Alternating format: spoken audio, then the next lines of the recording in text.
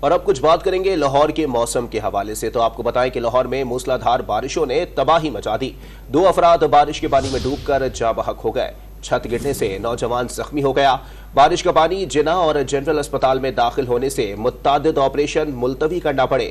سینکڑوں feeders trip ہونے سے شہر کا بڑا حصہ بجلی سے محروم ہو گیا۔ جبکہ سب سے زیادہ بارش گلشن راوی میں 201 ملی میٹر ریکارڈ کی گئی۔ دریا راوی کی سطح مسلسل بلند ہونے کے بعد الرٹ جاری کر دیا گیا۔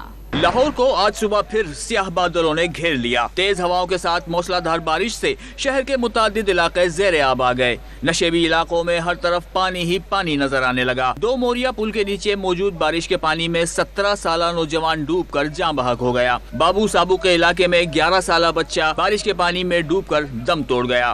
رائیونڈ میں گھر کی چھت گرنے سے نوجوان زخمی ہو گیا۔ مسلم ٹاؤن میں بارش سے سڑک پر گڑھا بن گیا۔ سڑکوں پر متعدد گاڑیاں بارش کے پانی میں پھنس گئی۔ بارش کے پانی نے سرکاری اسپتالوں کا بھی رخ کر لیا۔ جنرل اسپتال میں پانی داخل ہونے سے ٹی بی، پلاسٹک سرجری اور اسکن وارڈز زیر آب آ گئے۔ آپریشن تھیٹر میں بھی پانی داخل ہونے سے متعدد آپریشنز ملتوی کرنا پڑے۔ جناح اسپتال کے آؤٹ ڈور میں پانی جمع ہونے سے مریضوں کو مشکلات کا سامنا کرنا پڑا۔ بارش کے دوران لیسکو ریجن میں سینکڑوں فیڈرز ٹرپ کر گئے، جس سے شہر کا بڑا علاقہ بجلی سے محروم ہو گیا۔ نگراں وزیر اعلیٰ پنجاب نے بارش کی صورتحال کا جائزہ لینے کے لیے شہر کے مختلف علاقوں کا دورہ کیا اور فوری نکاسی آب کی ہدایت کی۔ ڈی سی لاہور رافیہ حیدر نے بھی شہر کا دورہ کر کے صورتحال کا جائزہ لیا۔ دریائے راوی کی سطح میں مسلسل اضافے کے بعد ضلعی انتظامیہ نے الرٹ جاری کر دیا۔ دریا کنارے رہنے والوں کو محفوظ مقامات پر منتقل ہونے کی ہدایت کی گئی ہے۔